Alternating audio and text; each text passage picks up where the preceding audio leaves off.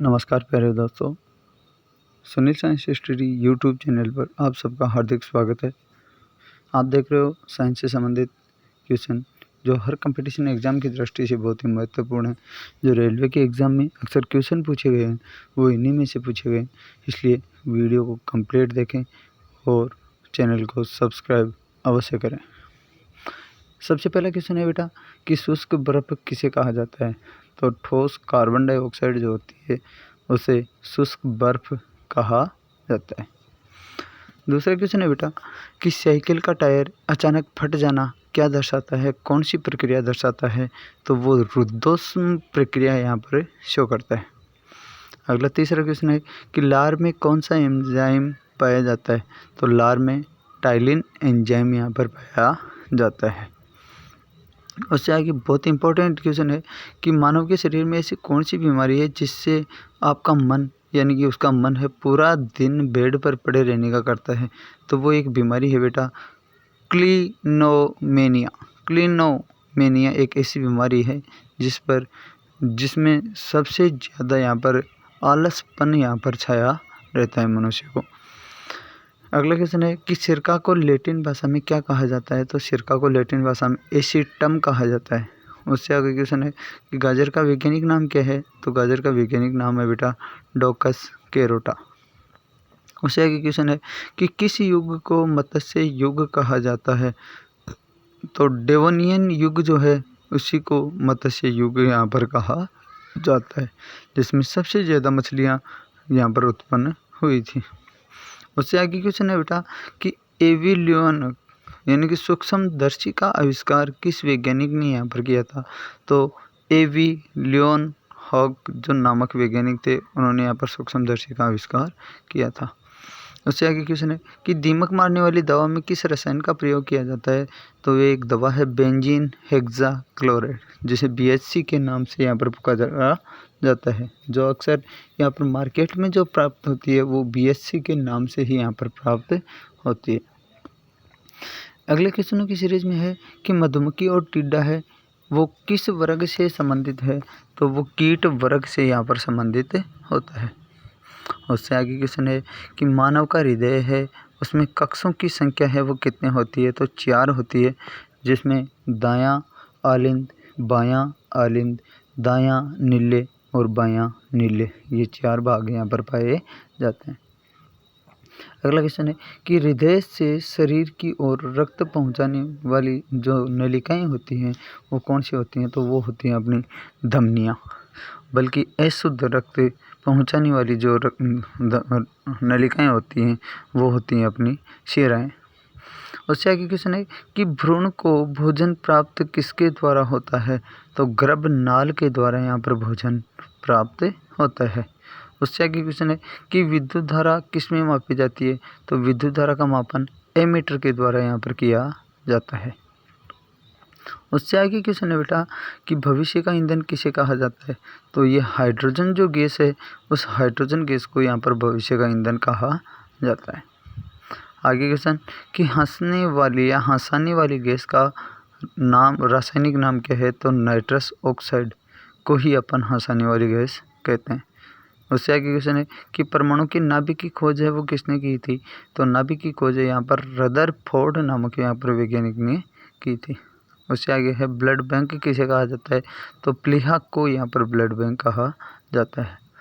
अगला क्वेश्चन है कि बौने पौधों को लंबा करने में मदद कौन सा हार्मोन करता है? तो एक पादप हार्मोन जो जिब्रेलिन होता है वो जिब्रेलिन हार्मोन के द्वारा यहाँ पर पादप छोटे से यहाँ पर छोटा यदि बौना होता है तो वो लंबा हो जाता है।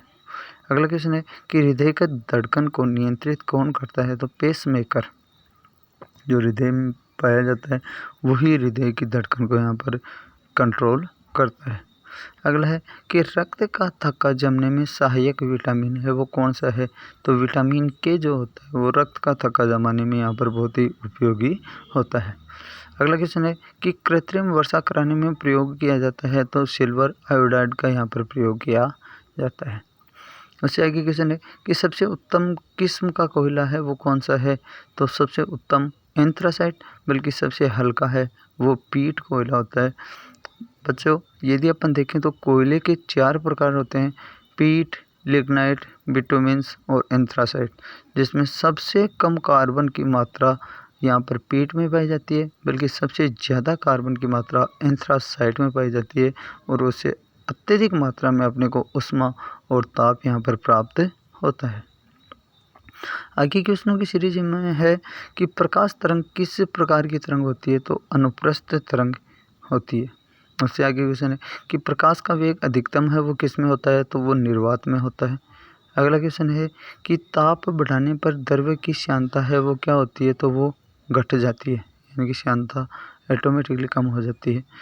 उससे आगे क्वेश्चन है बेटा कि मात्रकों की अंतर्राष्ट्रीय पद्धति है कब लागू की गई थी, तो 1967 में यहाँ पर ये IUCN संस्था द्वारा यहाँ पर ये अंतर्राष्ट्रीय पद्धति लागू की गई थी। उससे आगे क्वेश्चन है कि धूप के चश्मे का पावर क्या होता है, तो शून्य डायोप्टर, यानी कि यदि आप मानव की नेत्र की क्षमता यदि अपन देखें तो वो डायोप्टर में मापी जाती है, और धूप के चश्मे की पावर यदि देखी जाए तो वो शून्य डायोप्टर मानी जाती है। अगला क्वेश्चन है जिसका आंसर यहाँ पर नहीं लिख रखा है गलती से, कि वो क्वेश्चन है कि नीले लिटमस पत्र को लाल करने वाला है वो क्या कहलाता है, यानी अम्ल होता है कि क्षार होता है। तो उसको याद करने का बेटा एक छोटी सी फॉर्मूला है अपना, अर्थात उसको याद करें तो अपन ए नीला, ए का मतलब है अम्ल, और नी का मतलब है नीले, और ला का मतलब है लाल, यानी कि अम्ल है वो नीले को लाल यहाँ पर करते हैं, तो अम्ल ही यहाँ पर नीले लिटमस पत्र का रंग है वो लाल कर देता है। अगला क्वेश्चन है कि आधुनिक आवर्त सारणी का नियम है वो किसने दिया था, तो हेनरी मोजले ने सन 1913 में यहाँ पर आधुनिक आवर्त नियम या आधुनिक आवर्त सारणी दी थी। अगला क्वेश्चन है कि तड़ित चालक बनाया जाता है किससे बनाया जाता है, तो तांबा यानी कि कॉपर से यहाँ पर बनाया जाता है। अगला क्वेश्चन कि कार्बन का सर्वाधिक शुद्ध रूप है वो क्या है, तो हीरा होता है।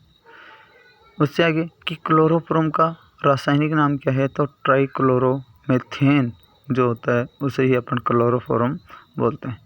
अगला क्वेश्चन है हाइड्रोफोबिया रोग कब उत्पन्न होता है, किससे उत्पन्न होता है, तो वो विषाणु के द्वारा यहाँ पर उत्पन्न होता है। उससे आगे क्वेश्चन है कि ट्रेकोमा रोग किस अंग को प्रभावित करता है, तो मानव की आंख को यहाँ पर ट्रेकोमा रोग है वो यहाँ पर प्रभावित करता है।